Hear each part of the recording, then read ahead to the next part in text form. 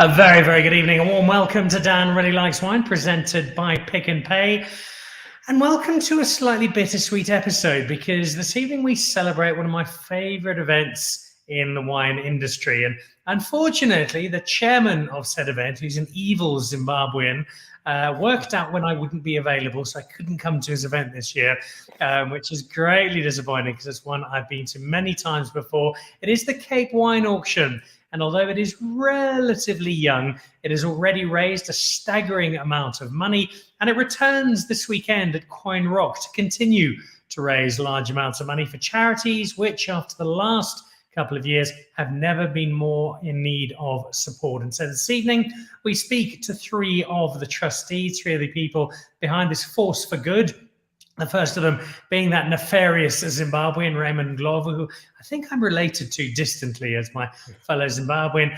Wendy Appelbaum also joins us, and Paul Cluver, and they'll be with us in just a moment to talk about the auction, what's gone before, what lies ahead at Quoin Rock this coming weekend, and to get an update or two from their respective wine spaces. Raymond, part of the team behind Black Elephant Vintners, Wendy with DeMorgenzon, regular guests on Dan Really Likes Wine, and Paul Cluver. I think you can probably work out which wine brand Paul Cluver is behind, and we'll get some words. It's harvest time or thereabouts from all of them, and I think they've all got a rather special bottle in hand, so there is some wine to be drunk as well. Before we drink that wine though, and before we jump into the Cape Wine Auction to see what is happening in 2022, let's have a little look at some of the latest news from the world of wine.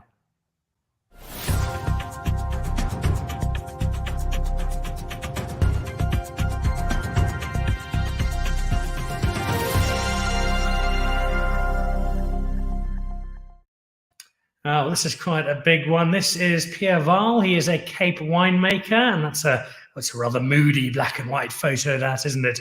And he is heading off to join Survivor Wines, the Overhex guys, the guys with the cows, the Nguni cattle on the front of their bottles. We told the story of the label, probably 2 years ago now, and one of the cattle getting loose and ending up on the property. And that wine will now be overseen by Pierre Val, which is quite a big statement of intent, I think. I suspect that as a result, we're going to be seeing even more from Overhex Wines, and in particular, that Survivor brand, which is flickering on the radar of a number of wine critics I've seen over the last while. So good luck, Pierre, Cape Wine Guild member, and with a new job to look to. So he's starting a new job. This gentleman is saying goodbye to a job. It's an open secret, really. Andre van Rensburg, remember we had him on at the end of last year. He was a big winner when the Wine Magazine collection of awards for the end of the year was put together. He's been at Vergeleken for 25 years, feels like even longer.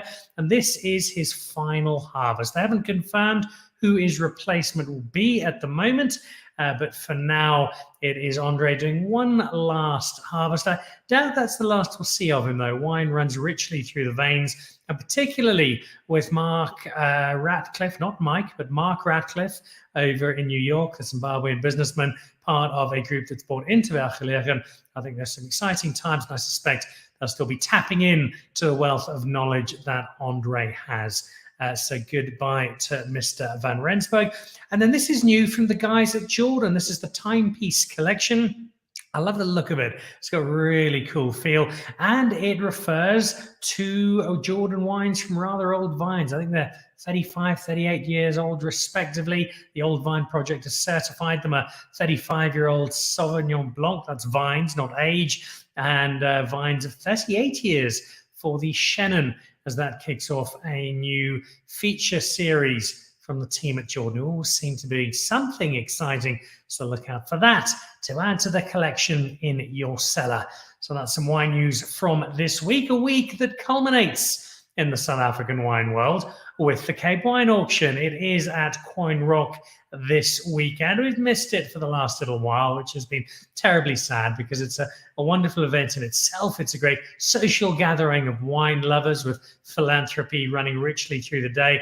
And it's the money that goes from this day to the various charities that makes it quite so special. And three very special people who ensure that it continues to be such a terrific event are with me this evening. And they're all dear friends of mine from the wine world. Raymond Ndlovu, Wendy Appelbaum, and Paul Cluver. Welcome, all of you. Lovely to have you Oh, Dan really likes wine.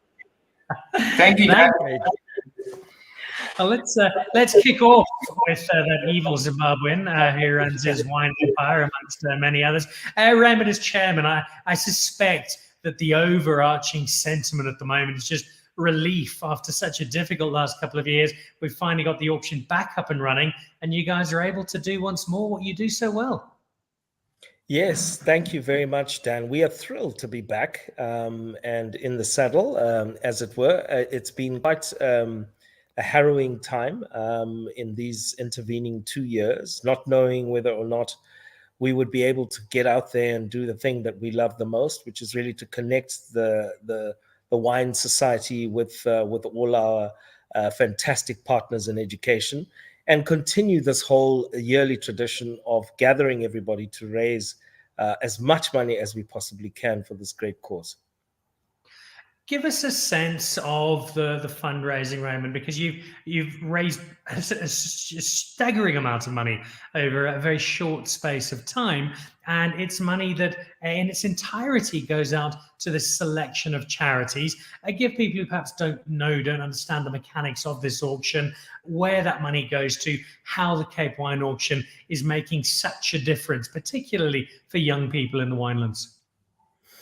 Yeah, so Dan, I mean, the first and most important thing is that there's something for everyone. And by that, I mean that essentially we're able to attract the biggest and the best in terms of donors who so generously give a combination of fine and rare wine, access to some incredible experiences globally, including villas and accommodation and experiences in all manner of things, be it sailing, be it golf, be it just pure historical tours across the world.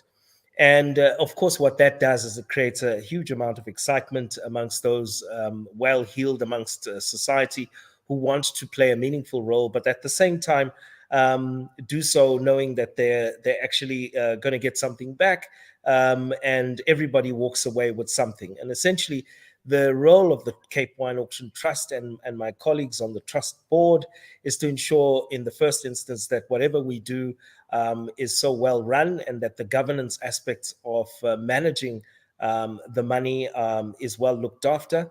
And secondly, that we engage with all the chosen partners in the education sphere to ensure that the money is properly channeled into various interventions across the education spectrum, covering psychosocial support, training in computers and e-learning, right down to actually providing meals and transportation for children who are predominantly in the early stages of their schooling career. But as you know, there is so much need across the entire spectrum that all our partners cover the entire spectrum of the education sphere, including kids that are just about to matriculate and those that have just left school, with some post-school training as well. So we're very excited to be back on track, and my colleagues will tell you that it's been a long time in the making. And even though we weren't sure that the coronavirus and the lockdown subsequently would allow us, not knowing exactly what was going to be available, we've leaned into the opportunity, and here we are facing the prospect of a great evening on Saturday at Quoin Rock. Well, let's chat to one of those colleagues who's a terrifying force for good, I think is a good way of summing it up. Wendy, it's been a difficult year or two, as Raymond has said, but if you go back before that, go back to the very start of the Cape Wine Auction, it sounded like a really good idea, but it also sounded like it could be one of those really good ideas that, would it really take off? Was it really going to have an impact? If you look at what the Cape Wine Auction has been able to do in a very short space of time, are even you still slightly surprised by just how much money has been raised, how much of an impact this one single annual event has been able to have? Well, Dan, I think it's been absolutely extraordinary. And I think that the generosity of people who have bought into our vision of education and quality education for the kids in the wine industry, to break a kind of a pattern of really lack of decent access to education, and in that effect, never being able to get out of a kind of a rural environment and do something and upgrade skills and whatever. So I am absolutely amazed at how much, how generous people have really been. And in 8 years, we've raised over 100 million rand and done just extraordinary things for kids to enable them to be well educated down the line. And you know, we have a really wonderful philosophy where we kind of join the dots. So you can't teach a hungry child. So we feed them. So there are messages, and there's a holistic view to education, right? They are fed meals. They are given certainly emotional support. Some of them come from terribly poor backgrounds and terribly difficult family lives, so they have that benefit of those. Digital learning, where they have access to computers. I mean, it just keeping people up, you know, in the real world, so to speak. And I think we've done an unbelievable job, and we've manifestly changed the lives of thousands and thousands and thousands of children who may escape becoming, you know, farm workers for the rest of their families' lives. So I think it's been wonderful, and I just thank all the people who have supported us over the years. It's extraordinary. There's a fairly simple approach to this auction. I've hosted the auction a number of times, and it's not actually that difficult, to be honest, because you look around the room, and if nobody's bidding, you just nod at Wendy. She then looks fiercely at somebody, and they then put their hand up nervously, and we're able to sort it out very quickly indeed. Away from the actual room, though, one of the hallmarks of the South African wine industry, I find consistently, is just how generous people are, how much they come together, how much a sense of kinship there is within South African wine. And I think, Wendy, that really reflects on the build-up to the way in which wine estates, people in the world of wine, are giving, and not just giving a bottle of wine or a case of wine or a magnum of wine. They're giving some quite extraordinary stuff, and they have done every year since this auction started. Absolutely. I mean, listen, there are 13 regions in the wine industry, and everybody has given lots over the years. And I think that was one of the clever things that we did, was we got buy-in from most of the people. I cannot say all of the people, and there are certain people who stand out as having never given anything. Just hopefully they do something in their own right. But it has been, really been like a team effort to put these lots together. I mean, one person can't do everything. And what has happened this year, which was really wonderful, is that we actually got our partner organizations to put up lots as well, so that you don't continuously, I mean, there are incredibly generous people, but to cast the same people time and time again becomes quite dull for them. So everybody comes to the party, whether they give financially or whether they give lots or whether they give wine or whether they give access to their homes or whatever the case may be. And I think, you know, that has proved to be, I mean, 100 million rand is a seriously decent amount of money to make a difference in people's and families' lives. It's extraordinary. It is 100 million rand for now. It is going to be more than 100 million rand by the end of Saturday. On our next Monday's show, if you haven't heard it already, we'll give you an update on what has been brought in from what is it's a celebration on so many levels.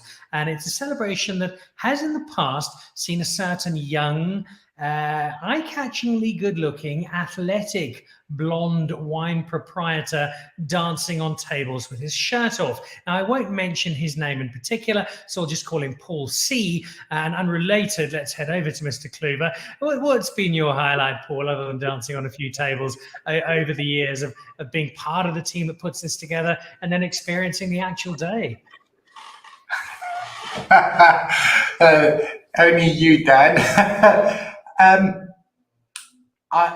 I think I've been blown away to be in the company of great people who's led this. So the likes of Wendy, the likes of Raymond, the broader fellow trustees, but people within the industry who are truly committed to make a difference. And I think there's no doubt, I mean, all of us are almost sick of talking about coronavirus, right? But the lockdown has had a tremendous impact on so many levels, especially the wine industry. If you can consider the wine industry was unable to trade for several months over the last 2 years, yet as an industry, we know how critical it is and what an important part we play in the broader community. And everyone, as Wendy said, is still committed to making this work, which is absolutely amazing. And don't forget how hard the really poor people were hit during this lockdown. School children, where their only meals of the day were actually being received from schools. When the schools shut down, they had no food. And the Cape Wine Auction went into its additional reserves and sponsored additional food for those kids staying at home. So it's absolutely incredible job. So it's been amazing how the funds have been managed. All the funds raised to date on the auction has been used for our beneficiaries. So, you know, the other incredible thing is that once again we have the likes of Raymond and Wendy, Ian Banner, Nicholas Matseke, all giving freely of their time to help make this trust a success. Dominic Eindhoven as well, and the list just goes on, and it's absolutely incredible and awe-inspiring. It is also very overdue a return because with all of the demands on the various charities the last couple of years, I've got no doubt that funds have got a little low in many spaces. So back, but back with a slight difference, Paul. It's not quite so big. It is scaled down a little, which is understandable for so many reasons. Give us a sense of how 2022 plays out as opposed to previous years.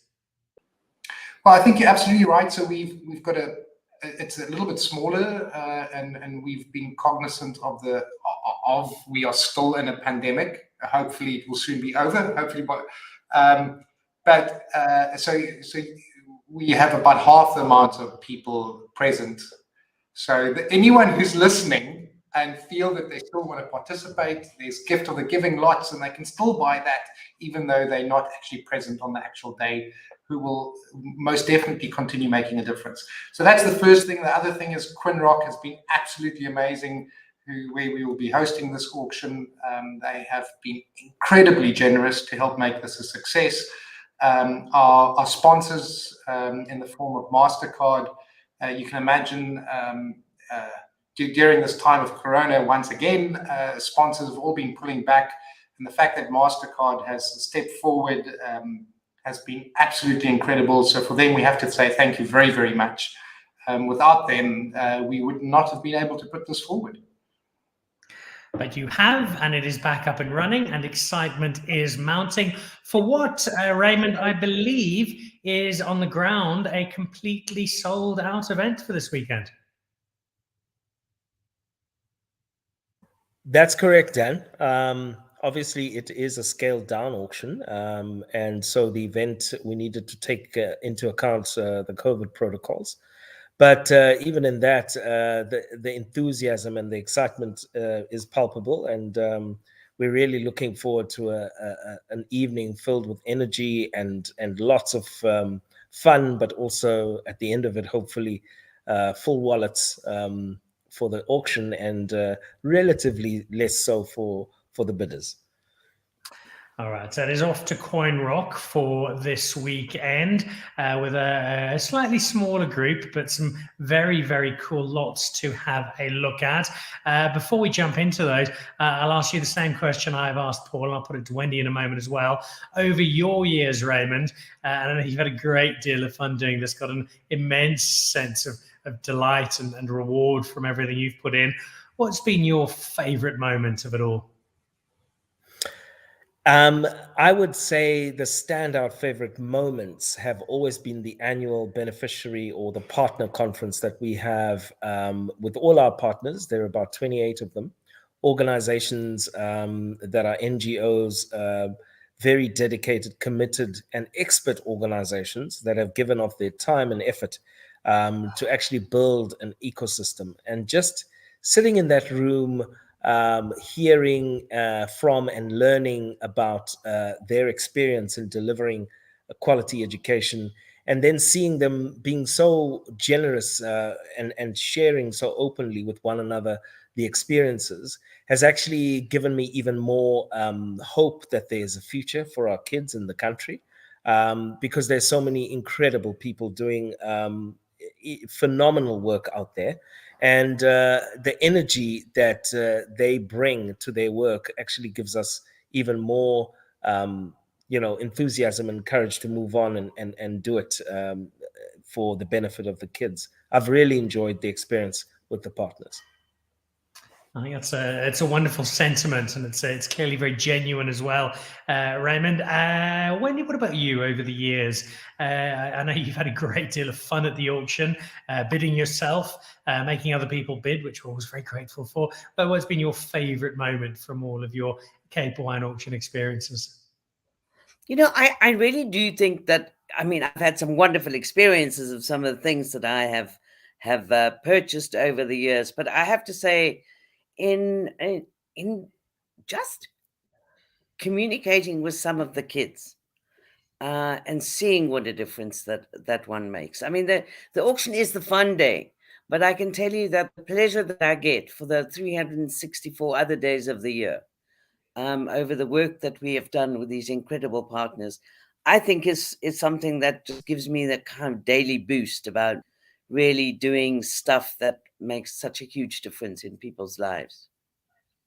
And I tell you what, I feel really good about it.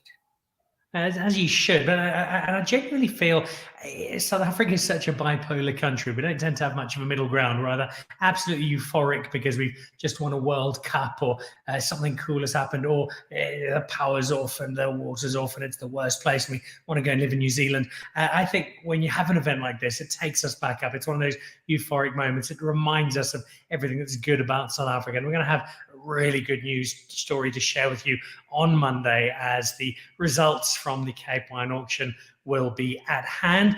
An auction that's got some seriously cool lots. You could be playing golf in the Dominican Republic. You could be off in Tuscany. You could be watching all manner of sports events in the UK. Wendy, you've had a good look through. Give me a couple from the list of 2022 that you think are really worth having a look at. I'm a big bidder. So I don't want to let too many of the lots out the bag, but I have to say that the ones that I have loved the most have always been the wildlife lots. I think it's an absolute pleasure to go into the wild and to nature. So those are always my favorites. There've been some fantastic golf lots, but I'm not even sure I can play golf anymore since we've had 2 years of being off golf. I haven't played for 2 years. Not sure I can do it anymore. But the lots are just extraordinary. People give marvelously. My favorite lots, to be honest, are the gift of the givers, where you literally know what effect you are having on a particular child at a particular time, or children, or meals, or whatever the case may be. So that has become my favorite lot. To they different lots. It's just to give for the sake of giving, rather than getting something in return. Maybe, Wendy, just elaborate on that a little, because for people who haven't been to the auction, they won't really understand mechanics or why this is such a generous but also such an important lot to buy into. Just give people a bit more detail how this works and why it is so special. Well, they're various categories. So you can support children with computers, or you can send them to specific, schools, or just things. And the thing is that each of those lots is a manageable amount. Whereas, the top lots go for a lot of money sometimes. But I think if one just wants to give back 20 or 10,000 or whatever the case may be, you can do that and get a tangible result where you could connect with those kids who you feed, or how many psychological sessions you give them to bring them up to all sorts of emotional levels. It's just really supporting their life and their education in various forms.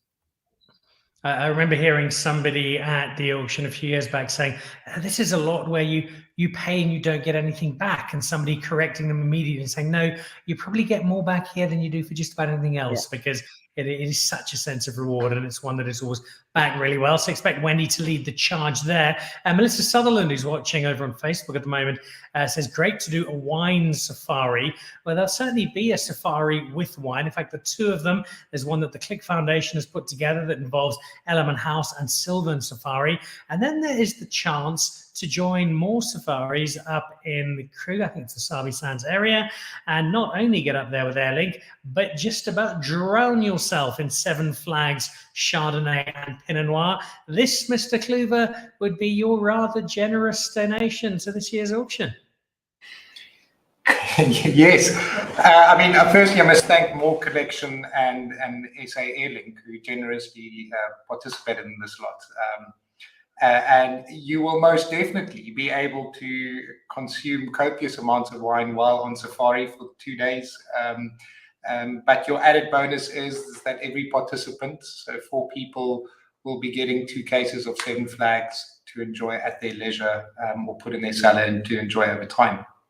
But I couldn't agree with Wendy more. It's one, if you're purely doing this to get something back and buy the lots, that's it. Hopefully you then just pay an obscene amount of money for those lots. But it's actually the knowledge of walking away knowing that you are making a difference in young children's lives. But not only in young children, you're making a difference in South Africa. I think it's Nelson Mandela who said, education is the most powerful weapon which you can use to change the world. I mean, if we want to change this country for the better, we need to invest in our youth and our young children, especially those who do not have the opportunity.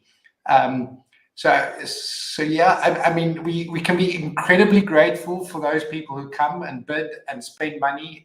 Without them, it wouldn't be possible. We wouldn't have raised over 100 million rand. We're nervous, you can imagine, for this coming Saturday or next Saturday, because we don't know how much we will raise, but hopefully a lot, and hopefully we'll make a great difference in children's lives. I think that goes without saying, and you'll be having a lot of fun along the way. So it ticks a whole pile of boxes. What about you, Mr. Ndlovu? I see there are no luxury holidays to places like Kodoma or Chegutu or Majvingo or other major Zimbabwean cities, but there is some great international travel to the Bahamas, skiing trips. What on the list is on the Raymond Ndlovu bucket list? I am definitely wanting to play golf at some exotic location. Having been tied down here for so many months over the last couple of years, that's got an appeal to me. I've also got the outdoors has got a special place. So I think there'll be a lot of competition for those. Let's see how the bidding goes. And I think just the ability to also collaborate with friends and colleagues who will also be there, see if we can team up and create a bit of a bidding consortium for certain things that we want to do together. I think that's all part and parcel of the fun of the event. And as Wendy says, the gift of the giving lots, at the end of the day, even if one doesn't win the auction lot that you've been after, the ability to actually dig deep and actually say, you know what, I want to make a direct and meaningful difference, and I have the opportunity to channel my money there. Is the reward is just is priceless. Speaking of giving, when we look through the list and you see loads of wineries pop up as part of the different lots. You can see where generosity is coming from. But I think it's also worth mentioning that if you get a ticket to the event, and it's too late now, sadly, for 2022, but start putting out the feelers for 2023, there are also a huge number of wine brands, all three of the wine brands on the show this evening amongst them, who come out and supply the wine, which means that the lunch that you have, the wine that goes with it, is quite exceptional. Absolutely, and that's all part and parcel of this community of giving and generosity throughout the wine industry in South Africa. And as Paul mentioned, despite the difficulty that the industry has been through, people still felt they want to give, and they've gone beyond and above and beyond their current difficulties to say this is a cause with a much higher purpose and for which we're willing to actually give our best wine, not just some of the house wines, but some of the really fine and rare stuff, which is something that we're always looking for. And obviously it keeps all the wheels greased in the process, so that people are becoming more and more, let's say, enthusiastic to bid. Speaking of great wine, I see Andrew Woolger's watching this show, also on our Facebook page, from North Carolina. Looking forward to receiving Raymond's Black Elephant wines on our shipment tomorrow, Dan. Cheers all. Making a bit of an impact in the Americas. Give us an update on Black Elephant. We've spoken a lot about the auction, but there's also a little wine business to keep an eye on. It's been a tough couple of years for most people. How are things looking for the Black Elephant team, Mr. Ndlovu? Very, very bright, actually, despite some reasonably dark days in the last. But one of the really good things, it's two things really, is the fact that the lockdown and the alcohol sale bans changed the nature of consumption in the South African market, and people are less inclined to sort of order the odd case or the odd few bottles. Now they're ordering in bulk, which is fantastic. So that's the one thing that's changed in the behavior. And then secondly, I think the curiosity about our wines, which are high quality and a world-class, and I speak for all the majority of producers in South Africa, you really get great value for money. We've seen an opening up of new non-traditional markets, I'd call them, even including in the Far East and Vietnam and in Hong Kong and places like that, which ordinarily you wouldn't expect have a growing palate for South African wine. So that's fantastic. There have been a number of conversations that you and I have had about your wine. I think the headline act for some time has been your Cup Classique. You've also been a bit adventurous and moved into the world of cans. Is Cup Classique still very much at the forefront of the Black Elephant story? And how are the cans going? Are they starting to get a bit of traction in South Africa? Yeah, so I mean, Cap Classique is a growing category, not just in South Africa, but globally. And we've added 3 varietals to our range. We started off with a classic sort of brut Chardonnay Pinot Noir, and have expanded into 100% Chardonnay, 100% Rosé, as well as a zero dosage, which is really grabbed the market by storm. And so I think there's a lot still to be had in terms of the market demand in that category.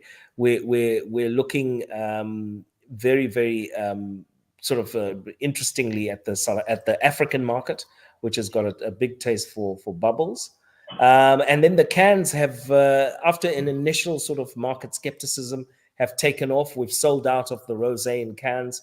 I think people have really taken to the prospect of having portability in their wine consumption, and also just smaller servings, which tends to go with the whole theme of healthier consumption these days. People don't necessarily want to sit and see to finish for a bottle, but they certainly are glad to open a can and have a glass and a half with their meal. So I think that the can concept is really being adopted very quickly and very widely, and exports for that are really looking up. Well, that smile is broad. It's about to get broader because here's an update from Andrew in North Carolina, who I think we've got on the show later this month. Thanks for the mention, Dan. Please let Raymond know I've pre-sold every bottle of the Black Elephant Brut Rosé that's arriving at Elephant's Corner Towers tomorrow. So going Music well. to my ears. All right, you can bid even more come the weekend then, Raymond. Tell me quickly, I know you've got a glass and probably a couple of bottles sitting just off screen. What are you drinking this evening? I'm drinking the Rosé Rebel, which is our rosé, which is comes in a camo cover. It's all about the color with rosé. So hints of strawberry, candy floss, lovely balance and minerality to it. It's the great, perfect poolside summer wine. So I'm enjoying it courtesy of you and the great exposure you're giving the Cape Wine Auction Trust. Oh, there we go. If it's not Makuyu or Green Valley, then Black Elephant, the closest you'll get to some Zimbabwean wine.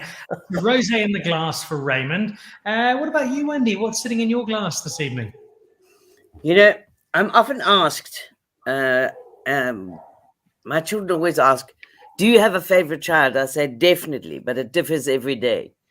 But at the moment, I have to say, I am absolutely obsessed with the Reserve Chardonnay 2018, which is our current vintage, because we do cellar our wines until they are at a very delicious stage of their lives.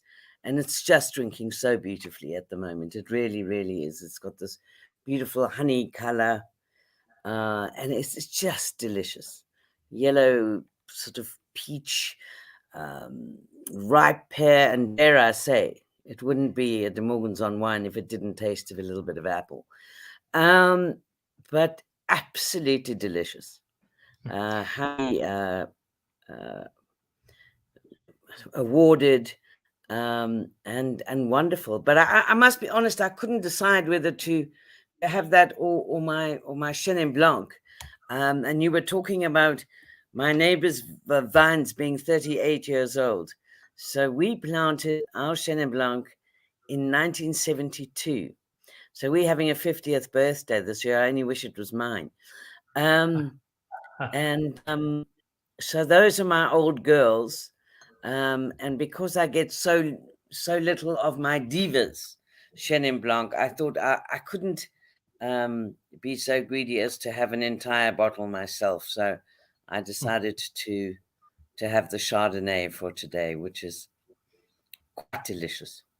Well, I can attest to that because I had a bottle of it myself just a couple of weeks back, and it's drinking delightfully. You mentioned the Chenin Blanc. It was at some point last year, I'm not really sure exactly when, but a guy called Alistair Rimmer, at that stage was the winemaker Klein Zolzer, was walking through the vines. When he got jumped, he had a bag put over his head. He got thrown in a boot. And when he woke up, he was at DeMorgenzon and discovered he had been made the new winemaker because Wendy decided she liked the look of him and took him over.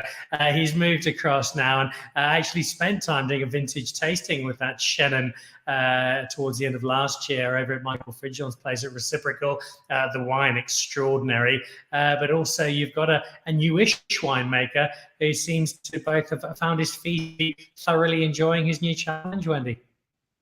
Absolutely, and we. I'm thoroughly enjoying working. As much as I miss Carl van der Merwe, who worked with me for 12 years. So anyone who thinks I'm difficult to work for, that cannot possibly be the case. I must be an angel. But so as we miss him, and I think it's a great loss to the country that Carl has gone to Canada. But I'm delighted to have Alistair. I think he's got an incredible reputation when it comes to Chenin Blanc, but he's a brilliant winemaker with probably one of the finest palates in the country. And it's really nice to have some slightly different, fresh ideas. And, I think that it's important that we learn something new every day. And I'm certainly learning from Alistair all sorts of things. It's just a terrific team. Donnie, who's been here for a really long time, and our other winemaker, who has been under Carl's belt for a couple of years certainly brings some history to the styles and to the way that we look at wine production at DeMorgenzon. So I think, and Alistair and Carl were great friends. Believe me, it was Carl's recommendation too, to have Alistair. And I think that being such great friends, he has tasted our wines from the beginning of the time that we've been making wines. So he knows them well, and I mean he's very au fait with the style.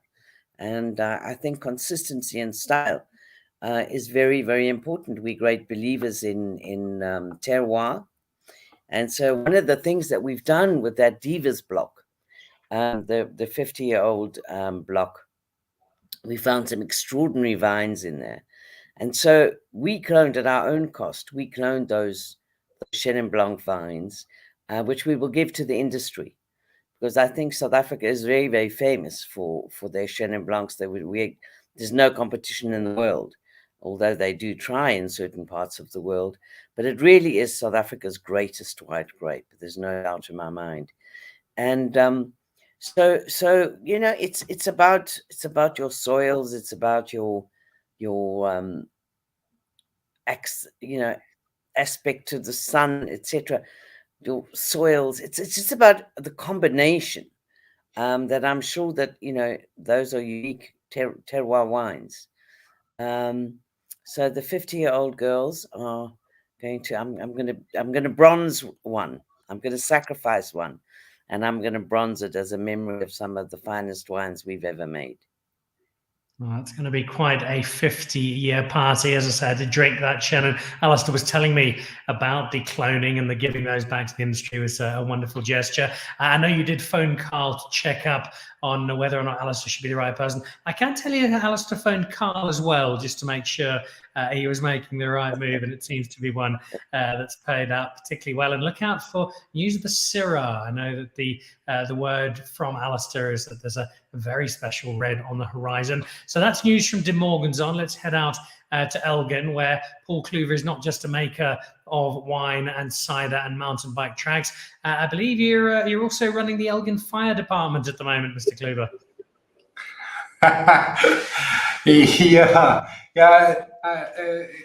We are unfortunately fighting fires.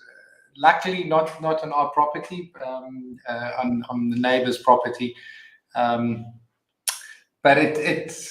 let's hope the winds die down and it all calms down in the next day or two.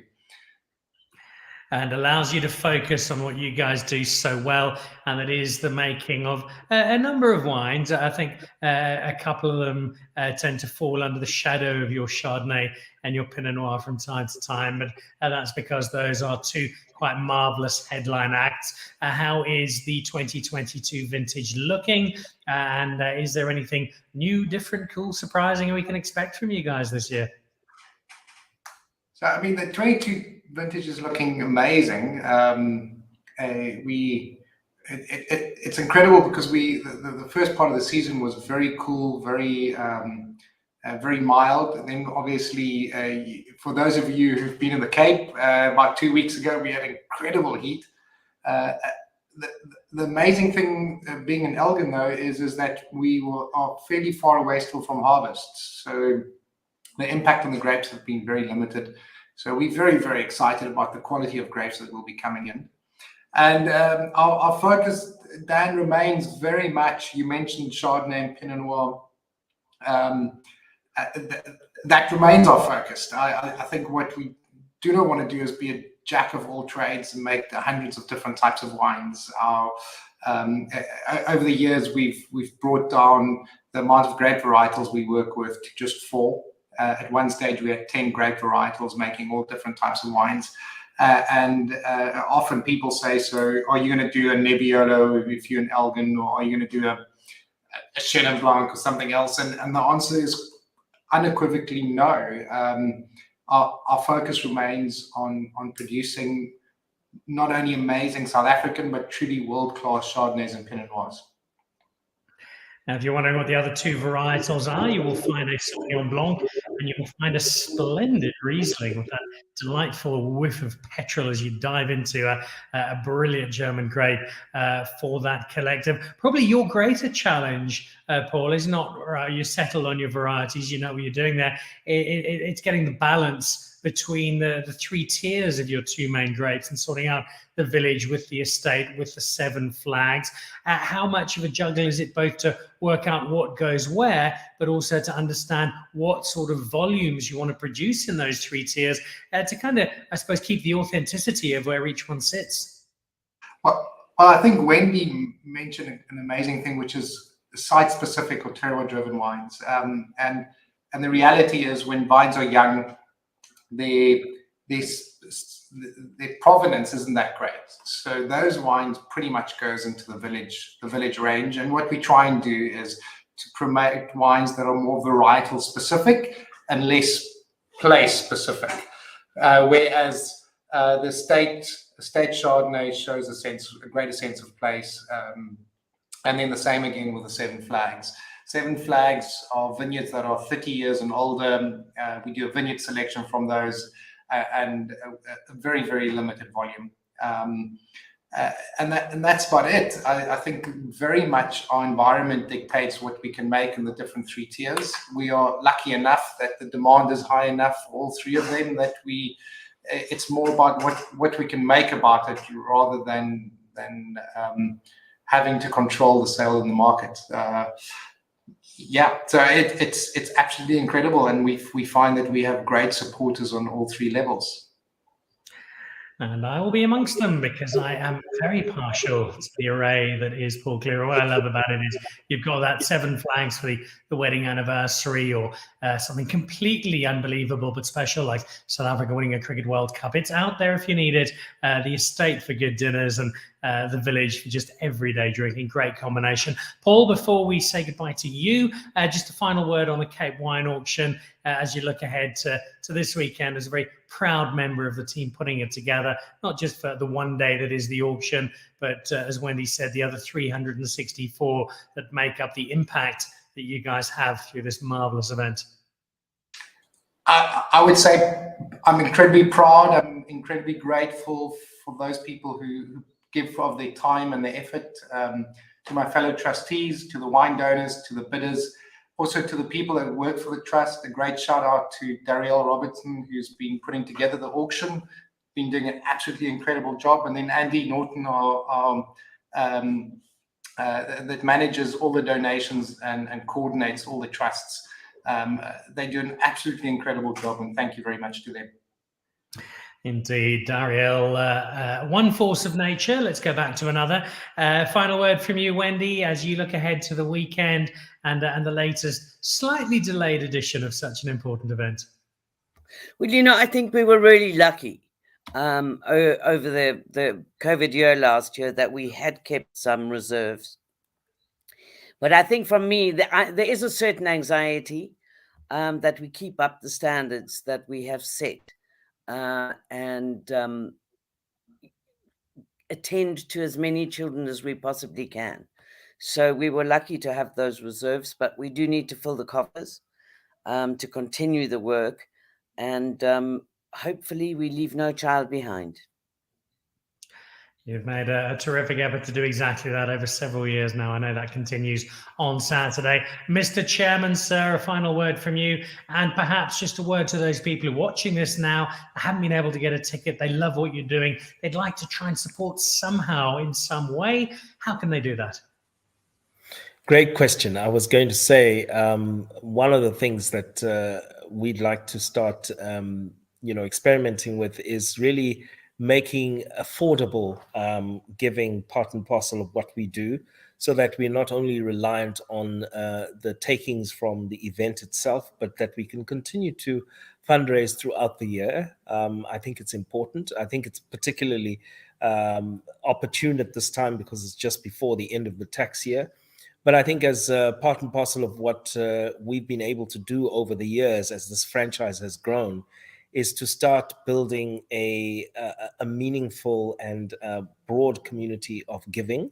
And I think that the opportunity for us to continue doing that is really before us, especially because South Africa is a place of great generosity. And I believe that we won't be let down in this edition, particularly because we've been away for a couple of years.